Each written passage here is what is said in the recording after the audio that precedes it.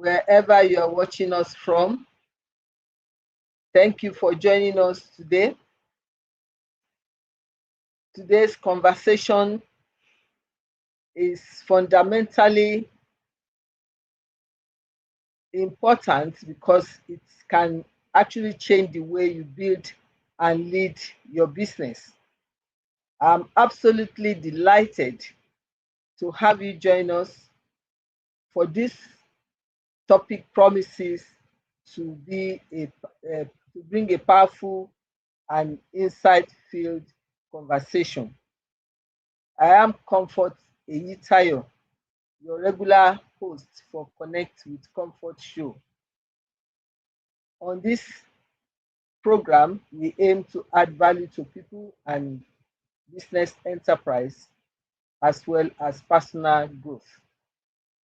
Each show is organized to feature special guests who are subject matter experts that helps us to throw more insight into the topic of the day. You are most welcome.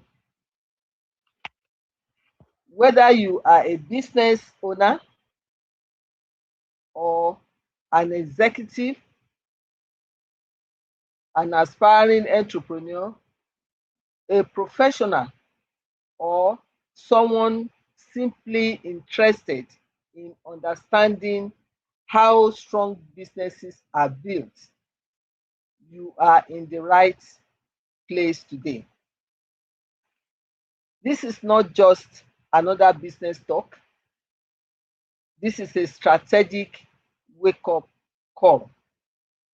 Today's topic is both timely as well as critical, and it is beyond hustle, building businesses that can survive policy shocks and market volatility. I'm sure with that stated, you understand why it is very timely, because that is the season we are in at the moment. Different types of shock and market volatility. For many years, the word hustle has been celebrated, and rightly so, because we take hustle to mean hard work, resilience, determination, and the refusal to give up. But today's business environment is asking for something more. We are operating in an era where government policies can change overnight. Exchange rates can swing dramatically and affect our businesses. Inflation can reshape consumer behavior. Supply chains can be disrupted without warning. And entire industry can be transformed in just a few years. So the question is no longer just how are you working hard?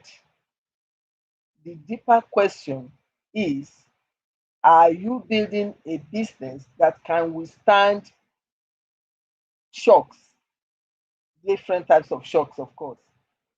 Because hustle may start a business, but structure, strategy, and foresight are what sustain businesses these days.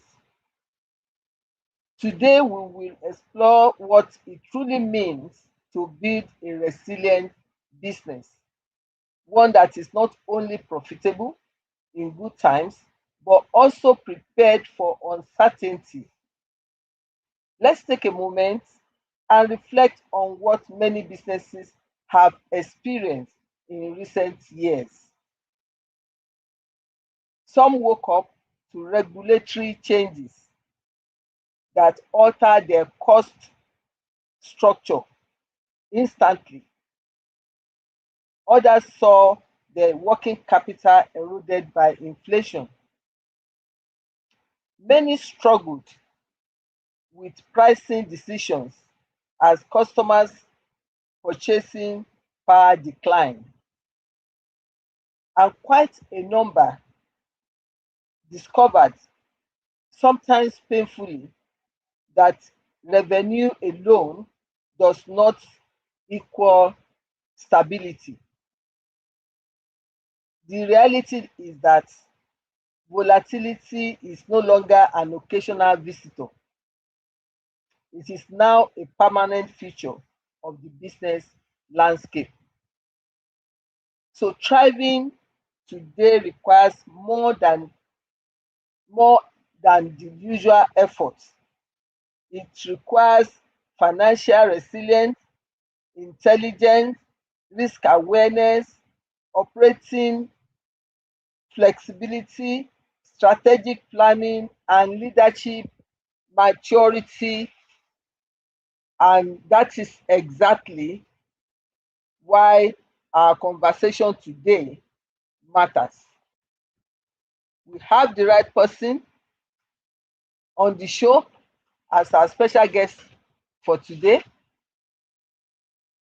to share great insight on this topic for us after this time out. Please remain connected. We'll be right back. Thank you.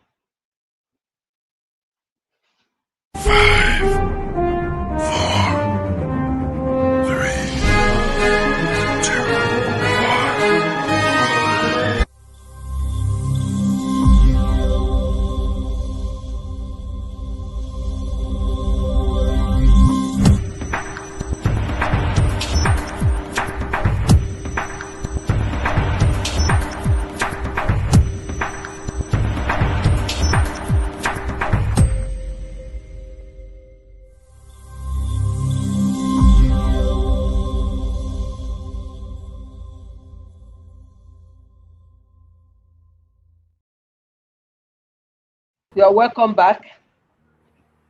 Our guest today is no other than Deacon Solomon Adeleke, FCA. Deacon Adeleke, after his national diploma at the Polytechnic Ibadan and a few months of work experience, proceeded to the Birmingham Polytechnic, Birmingham, United Kingdom, to study for his ACCA professional qualification, which he completed in record time. Deacon Adeleke is a fellow of the Institute of Chartered Accountants of Nigeria and the Chartered Association of Certified Accountants, United Kingdom, that is ACCA. He worked in public practice of accountancy for over 4 decades, serving as engagement partner for assurance services to banks, manufacturing companies, and vast majority of public interest entities. He, along 6 other partners, formed the firm of Oyelami Soetan Adeleke and Co. The firm later joined Anini, sorry, Anini Dairo and Co. in September 2008 to form Bekatili, Nigeria, where Deacon Adeleke served as partner and later as managing director between July 2018 and August 2020, retiring after a total of 40 years in public accountancy practice.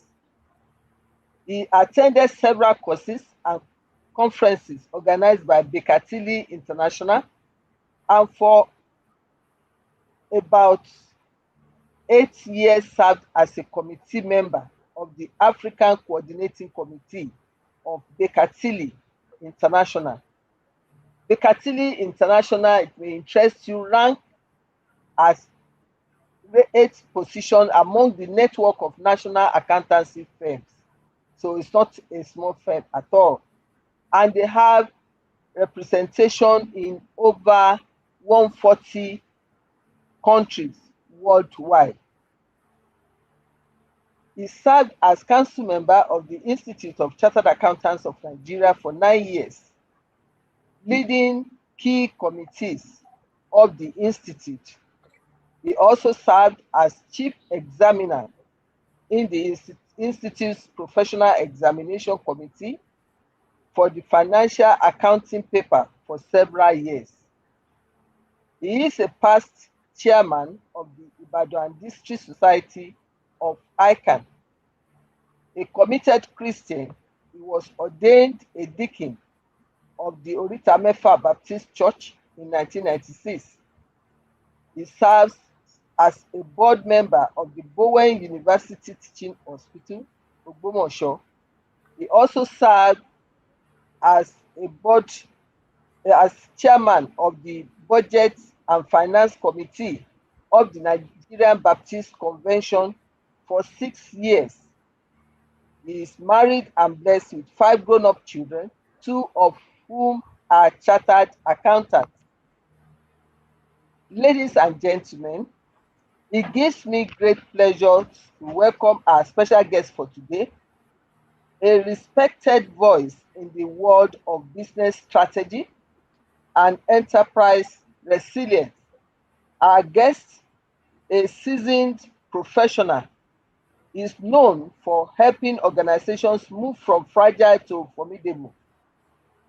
With extensive experience advising businesses, navigating complex economic environments, and strengthening institutional capacity, our guest brings both practical wisdom and strategic depth to this conversation today.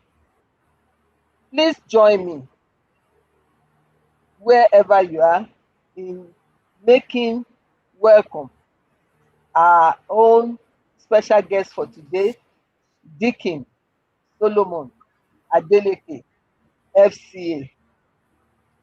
Thank you Deacon, very much for having me. you are Thank so you. much welcome. We thank you Thank for you. joining us today, availing us of your precious time on a Sunday evening. We are A pleasure. truly honored to have you. Thank you very much. Thank you very So much for without having me. thank you. You're welcome. So without much ado, we go straight to the first question to help us to unpack this interesting topic. Let's begin with the big picture. Many entrepreneurs pride themselves on being great hustlers, but in today's climate, why is also no longer enough? Thank you very much. Just like the preamble you gave, to hustle probably will mean to be aggressive and to be hardworking. But in today's business climate, hard work may not be enough.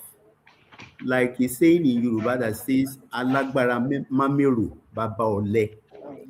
You discover that the climate is very uncertain and filled with a lot of ups and downs. Like your introduction, policy changes overnight that makes business plans to go awry. So, what is needed in today's climate is the ability to plan and to have plans that are nimble, plans that are adaptable to change, that can withstand the shocks of the market. This is very, very important. And also the quality of management that is far-sighted, that will be able to look at the future and not really, acting like a forecaster, a fortune teller, but being able to predict what will happen. And there are tools that can be used, which I'm going to be talking about later, to be able to see that with different happenings, what can the business do to keep afloat? So that is what is important. So passion is very important to make a business to survive. But beyond passion, there's the need for strategy. There's the need for planning. there's the need for acquiring talent to help the business owner to be able to weather the storm in the marketplace. Certainly, the climate is uncertain. Certainly, government policies is not something that is within one's control, but we can, put things on the table that will make our business to be able to adapt to change at a fast pace so that we are not going to be caught napping. Thank you. Thank you very much for that in-depth insight. You really captured it all, that planning, flexible planning, not just planning, flexible one that you can easily adapt so that it does not become rigid. And then quality of management, those that are able to think out of the box and reason quickly and being proactive. So that is also important. Yes, passion is recognized, but it must come with strategy. Thank you Mm. very much. Those are powerful insights. Excuse me. Now, we've looked at that bigger picture, and that sets the pace for us. When we look at resilience, if you really want to now determine what you understand by resilience, when you look at a business that survived major disruption, what separates them from those that struggle or disappear? Yeah, I believe that what separates those who survive in turbulent times from those who fail is the ability of management to be able to predict what may happen. And predicting what may happen is really something that one has to do with data, uh, making sure uh, look at various scenarios and see if this happens, what would be our response to it. And it also entails continuous risk assessment. Those who do risk of what is the risk that the company is faced with and identify it and be able to also propose mitigating factors to the risk. Those are the ones that survive. And consideration of needed changes to product. For example, the product in the market may not be competing effectively with those of the competition. Ability to adapt to change and to be able to make sure that either the product we are selling or the service are changed to be able to meet the standard that is trending in the marketplaces. And businesses also which build reserves. uh, we know that I will use another Yoruba adage that don't eat with your 10 fingers.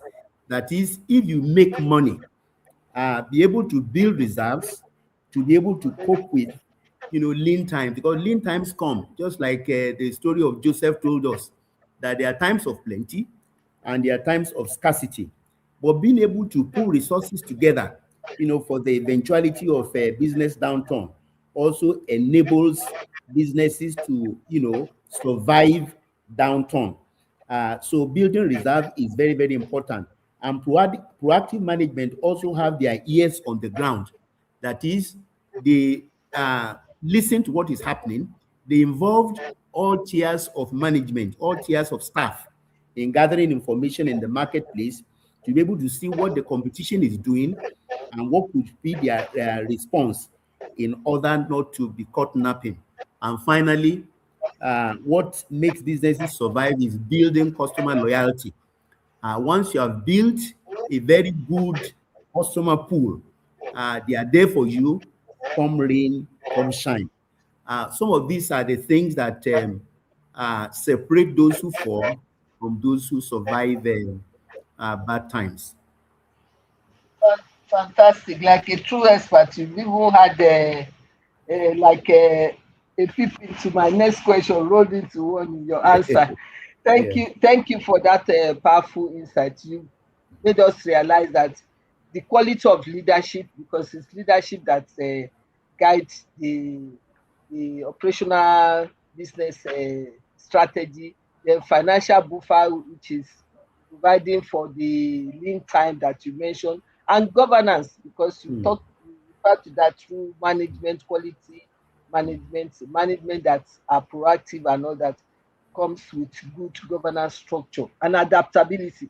So those are key things that we need to watch out for, and that can actually make us stand tall in a turbulent time. We are mm, sure that definitely turbulent time is part of life. It's not if, it is when. So we must definitely prepare for it. Thank you mm. very much.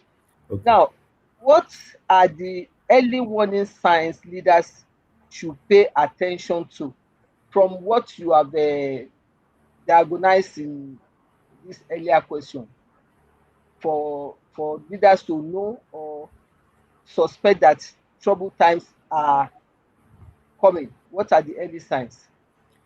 Well, I think one of the early warning signs is dwindling revenue. When we are not meeting our sales targets again, and it's not that there's anything wrong with the quality of our product, but probably the market is not responding to it like it used to. You know, when before the advent of digital photo, those who were producing cameras were producing the analog.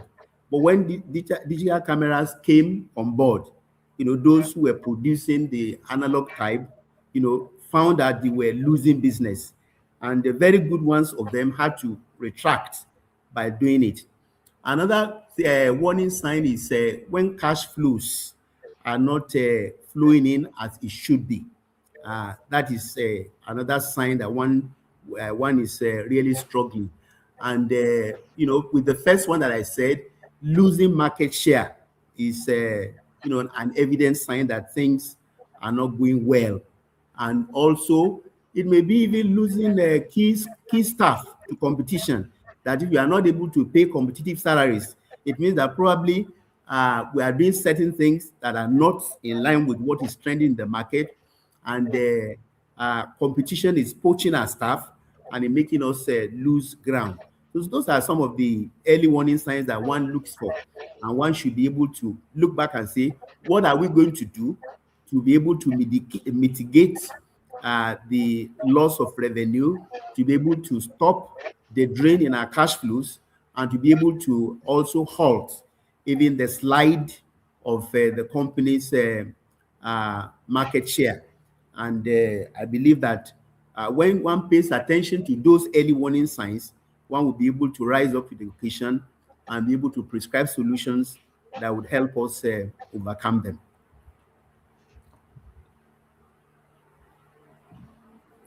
Thank you very much. Thank you very much. At least there are some that resonate with every business owner. When you have a stiff competition and then either lose key customer, maybe a major customer, Yeah. then also key staff. Mhm. Those are things that should be worrisome, that you need Mm, to quickly see how you mitigate a possible problem mm, coming. And market share, when it started dwindling, mm. you need to find out the cause. Is this something that you can do something about internally, or you need to adapt or make changes and things like that? And cash flow, which is key. Definitely, that's the bloodline for businesses. So those are key things to watch out for. Those business leaders that are listening, we do not, once we see all these signs, we should not wait until the eventual happen. We should quickly find a way of addressing them or possibly mitigating the catastrophe. Thank you very much. So many businesses, like we talked about, maybe loss of revenue, but in some cases, some revenue are growing. Businesses celebrate the fact that their revenue is increasing, Mm, but still they remain dangerously vulnerable, even despite increase in revenue. So, mm. what does true financial strength look like? Well, I believe that true financial strength is a combination of growing revenues backed up with optimum cash flow. because without cash, the business is vulnerable to whatever shocks there are. Because it is with the flow of cash that will make you to meet your short, medium, and long-term commitments. And it also guarantees your ability to be able to generate enough resources to plan for future investments in case there's need for you to diversify. So it is not good to only celebrate revenues. One should also mind, making sure that the revenues, that the sales that you make are turned to cash and then they come in. If you have a very big debt profile, that is, people are owing you, you have sold, but you are not collecting the money, I think it's a problem. And we don't have factoring companies in Nigeria like in other places where you can sell your debts to get money. You need to do something about it to motivate your customers to sell, or to probably look at your business model. What can you do better to be able to ensure that your sales are backed with cash, and making sure that you collect enough money to meet your obligations? So this is very important that one should do. So it's not only celebrating growth in revenue. Another thing is that some people make a mistake to think that when they make sales, that is equivalent to profit. That may not be it, because if the pricing is not done properly, it may actually mean that you are selling at a loss, or you are selling at a margin that is not enough for you to be able to operate successfully. So one has to watch it very well. And also, the lifestyle of the owner should not be made, should not be, gauged, should not be made to rise with the increase in turnover, because that is not the same thing as what the company is, because the company needs working capital to continue going. And many Nigerian businessmen make that mistake to think that when I'm selling, as long as I'm selling, I can begin to live a lifestyle that is matching the money that I think is coming Economy. in.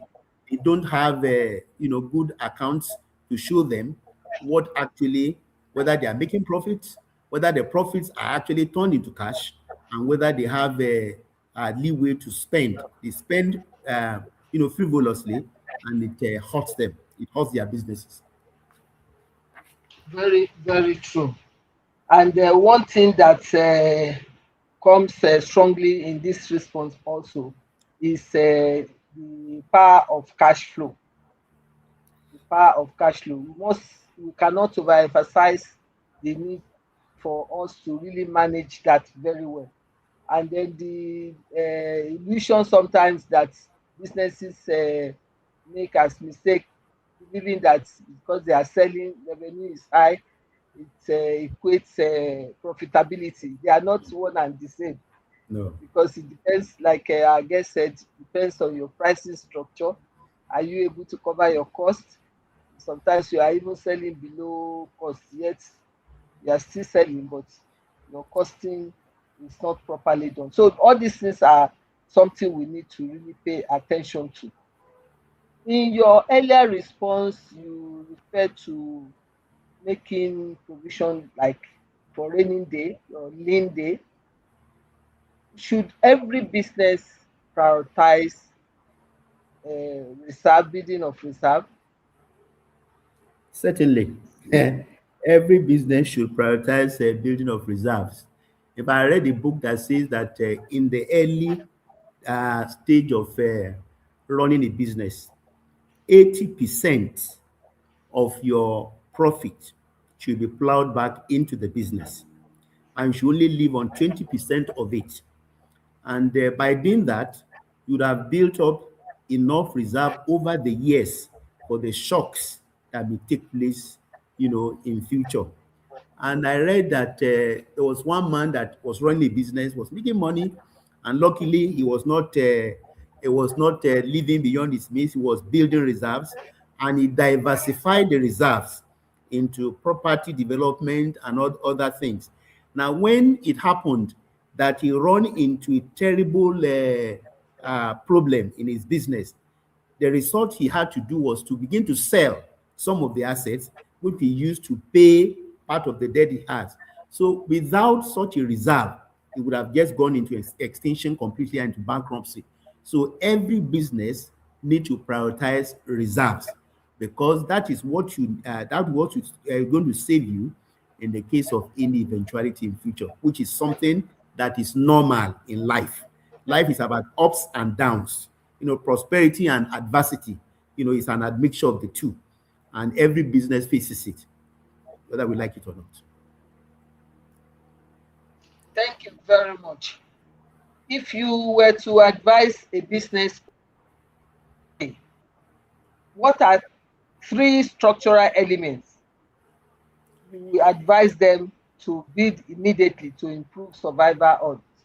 Yeah, three structural elements that I would probably advise um, a business to do is that they should prioritize building a very strong team, a team composed of talented individuals who help them to build the business. Because you see, business is not something that anybody does alone. You need a strong team that buys into your vision. Another thing is to prioritize customer satisfaction. What is important is to be able to win customer loyalty. I read a story of one car manufacturer recently that had to recall some brand in some countries because of I think, an error in one functionality in that product. What they are trying to do is that what matters to them is not whether they make profit or make loss, but what matters to them is that their customers are satisfied with the quality of their product. And I think that it's a priority for any business to be able to ensure that it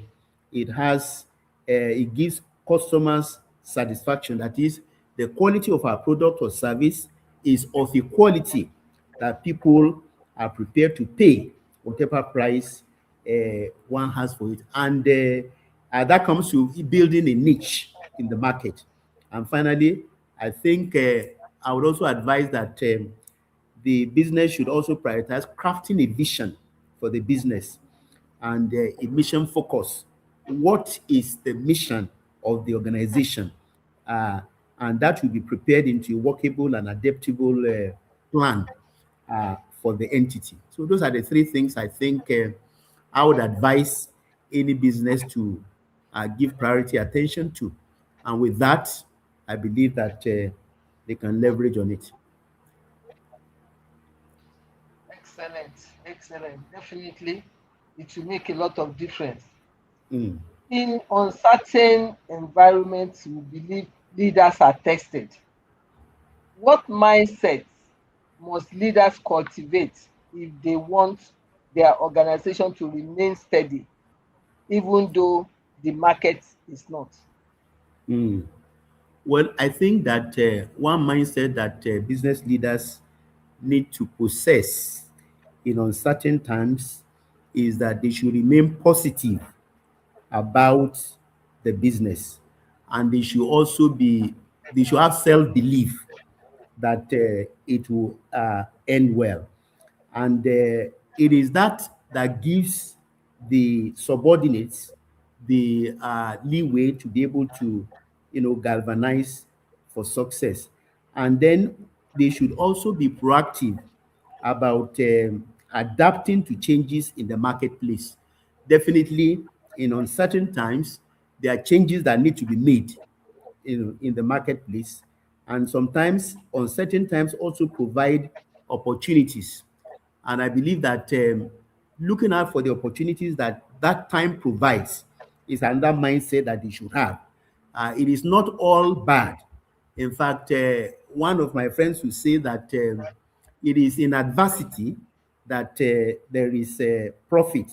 And when something is difficult, when things are, clumsy, they provide opportunity for those who are able to look out for such opportunities and quickly take them. I believe that having that mindset would help, tied up for any uncertain times. Very well. That self-belief, because if the leader is seen to be panicking, definitely people under him will be discouraged, and they probably start looking elsewhere. But if you radiate that confidence, that positive positiveness, that things will turn around, things will get better, that will encourage your team to also stay put and put in their best. That is very, very key. And of course, the proactiveness to be able to uh, take things, take the bull by the horn, as they say, and not wait until the full damage is done. Thank you very much for that response. We can also look at agility without chaos. Everyone talks about agility, but constant change can create confusion internally. How can business remain flexible without losing that strategic direction? Mm. Well, I believe that agility talks about being flexible, being malleable to change. And what I think really helps in this situation is getting everybody in the organization to be involved in the conversation around what can we do to face the challenge that we are thrown that is thrown at us. I believe that one thing it does is that it gets everybody committed to being part of this solution to the problem. So we want to discuss what are we going to do about the problems hurting the organization, and everybody will gather their thoughts, and we are going to sensitize it and take a stand as an organization. And if it is what we are going to do, everybody sees himself as being committed to it. So I think that is very important for us to know. So getting everybody involved is a way of helping with commitment and to resolve the problem jointly, and to be able to set out to working at the solution together as a team. Thank you very much. In your earlier response, you mentioned rightly the role of data. How important is data in navigating volatility? And how can smaller businesses become more data informed without becoming overwhelmed? Mm. Because some of them are still wondering, what is this noise about data, data? Yeah, yeah. Well, small businesses may have a problem in the sense that they may not have the machinery to be able to generate the data themselves, but they can get the data by consulting government agencies that provide it, like the Office of the National Bureau of Statistics, like the SMEDAN, Small and Medium Enterprises Development Agencies of Nigeria. They have some data about businesses like their own that they can leverage on, and also some regulatory agencies like the FIRS, like the CBN, and so on and so forth. But data is a very important foundation in making informed decisions in an uncertain business environment, because with data you can do scenario planning. That is, you can ask questions like, what if this happens, what is going to be our response? That is, you'll be able to hazard some guesses. That is, what will be our response in case this happens? In very complex situation, we can be talking about probability analysis, but in smaller businesses, what they can think about is what will be our response in case we get into this situation, and you think it out and be able to map out strategies to be able to do it. And we have also sensitivity analysis. How sensitive is our end product, our profit, to some outcomes? Those are things that data helps us to do. So what data helps us to do is to be able to make us to be prepared for any eventuality before they come. They don't just jump on us. We are part of it. We have envisaged it. We have thought it out, and we have thought about what our plan of action will be to it. So it doesn't just catch us, napping, unprepared at all. because with data, we'll be able to have predictions about some certain things, and which within some, plus or minus percentages, sometimes we can get it right. Thank you very much. That is very correct. And I want to assure all our small businesses owner that even with your explanation, they may still be thinking, oh, am I going to go to Bureau of Statistics and all that? When you hear data, don't just expand it beyond unnecessary scope, even within your little scope, as Mm-hmm. little as going to the market to do price sampling of Mm-hmm. Mm-hmm. Yeah. similar product is Yeah. gathering of data. Yeah. So when you look at what is happening in the industry you belong to, and okay, like let me just use a typical example that will resonate with everybody. When the flour price started jumping, and the issue of bread becomes even before getting to this height, people were going about other bakeries to find out, how are you coping, what are you doing, are you reducing your Mm-hmm. measure, are you Mm-hmm. changing the Mm-hmm. size of your pan, and things like that. Is it the Yeah. mixture that you are, or are you adjusting prices? Those are data collection, That's right. and it That's right. will help you to make the right decision at the simplest form. So anybody can collect data. What is important for us to know and to believe is that this data comes very useful for us, and it helps us to stay afloat and weather the trouble time more easily than just to be in the dark, or Mm. just be in your cocoon, relying on old data that, or old information that may not even be serving you anymore. So let us bear in mind, because this also goes for when people say do research.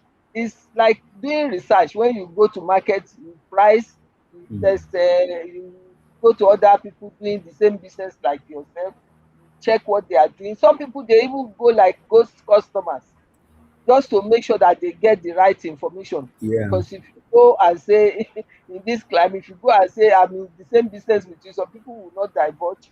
But if you go as a ghost customer and pretend that you want to buy or you want to supply, you get the information you require. So Mm. let us put this into Mm. our strategy. Mm. It's usually very helpful. Thank you very much. Thank you. Now, we look at all this, that yes, there are uncertain times, yes, there are destructive times, but in there lies Opportunity. opportunity. History shows that some of the strongest companies were built even during turbulent times. Like some people are saying, even at these hard times, billionaires are being made. You know, at the very tough time during COVID, Mm. billionaires emerge. Mm. So where should business leaders be looking for opportunities right now, given our current economy situation in Nigeria? Yeah. Thank you very much. I just finished reading a book, Making It Big by Femi Otedola, and he told the story of how he started selling diesel. That he had a house in Ikeja where somebody came to deliver diesel to him, and he saw that the way and manner the supply was done was not satisfactory to him. They just got to him that, I could get into this business and be selling diesel. And when he now went into it, he saw that it was a very big market because Nigeria actually depend on diesel to power virtually everything, from factories to homes and whatever. And when he started by selling diesel in tanks that he would get into a truck. He bought a truck. He had two or three uh, drums behind his something van, which he delivered to companies. And from then he went to getting tank farms of himself, buying ships to be able to supply diesel, and he covered the market. He cornered the market. He had a vision. So sometimes it is actually problems that generate businesses. And today, if I want to tell people where they could look to, I believe that we have a crisis in food production and agriculture, though it's very difficult, an investment option. But in the agricultural value chain, there are so many things one can do. Not only planting, not only having farms. You can be part of. You can, fix, get your business as part of the into value the chain, chain. and you start Yes. small and then you build up. And energy is one other thing. When you talk about energy, people look at, it's a very capital intensive thing. But alternative energy is one thing that is going now, that is in the fancy, and a lot of people are tapping into it. I believe it presents opportunities even for small players to be able to do well. People who sell inverters and so on, they do very well, because we thought that by now would have gotten over our energy crisis, but it seems not to be answering to any solutions. So it presents opportunities for us to also look at. I believe that those are areas that businessmen and potential businessmen can look into to be able to generate businesses for themselves. So those are the two opportunities I have. And I believe that over time, if you are very strategic about it and go about it in a way that is masterly, you can build a very big business out of it. Like Femi Otedola did for himself. Thank you very much. Thank you very much. Time is not on our side as usual, but we can quickly squeeze in some of this what I call a rapid round. Just one answer question, just short. So let me just quickly take some of them. If we want to look at one habit every resilient CEO must develop, what should it be? Well, one habit every resilient CEO must develop would be a habit of never giving up and having a critical Okay. mind and being positive. I believe that I said it earlier. I think it's a habit that Yeah, fantastic. one should develop. Yeah, Thank you very much. The next one is cash flow or profit, which deserves more attention. I believe it's cash flow. Cash flow deserves more attention because you see, you can Because sell. it's the bloodline. It's It's the the bloodline. bloodline. It's the Uh, bloodline. Yeah. So okay. prioritize cash flow. Yes. One risk leader consistently underestimate. One risk. One risk that leaders consistently Most underestimate. underestimate mostly Yes. is the risk of losing out in the market. It's a risk that you can easily underestimate, thinking that the customers are always there for me. I believe that it's Yes. not something we should take for granted. It's something we should continually nurture and make sure that the customers are always there for us. Okay. One book or resource you recommend to our Yes. listening audience. One book Well, I will recommend the book I or just finished resource. reading. I will recommend the book I just How to finished make reading, it big. Making It Big by Femi Otedola. I think Okay. everybody should get it and read it. There are so many things he said there. You may agree with them, you may not agree with them, but I learned quite some bit. In fact, when I was going to buy it, the owner of the bookshop said, I don't need it again. I said, look, I need it for my children. I will read it and give it to them to read too. And I And believe that, advice. yeah, an Yes. advice. And I believe that everybody in Mm. an entrepreneur needs it. Fantastic insight. Short, sharp, and extremely valuable. Thank you very much. Thank you We very much. cannot thank you enough, Dikin Adeleke, but you have not surprised me because I know the stuff you have. That's why we feel highly honored that you are able to come to this show. You gave him great insights, awesome, inspiring insights on this topic. And I'm sure one way or the other, we've been able to help our listeners on some of the points you have raised. So we appreciate you. We thank you for your resourcefulness and Thank for you. this great insight. While we were on this interview segment, some people joined us some may be known to you.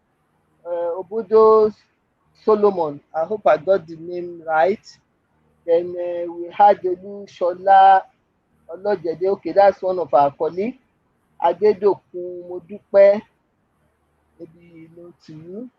Then we have when the Garuba, one of our Garuba Ayeni, one of I our know her. colleagues. I'm sure you Yeah, know her. You know her. I know her. Yeah. Then we have Banjo Bayode joining us also. Then okay, he also had a contribution. Let me quickly take that. That's Banjo. What early warning indicators should management monitor to anticipate policy shocks rather than merely reacting to them? He has actually answered that in Mm, the course of the interview. He has mm. actually answered that. Then we have Omojoba, I think it's Omojoba Adebayo, and a few others that I may not have been able to note their name while the interview was on. We say thank you to all of you. We appreciate you as a form of wrapping up. Uh, One thing that is clear in this conversation today is that businesses are not sustained by hustle alone. They are sustained by intentional design. The future belongs to organizations that prepare before disruption arrives. That is the proactiveness we've been talking about.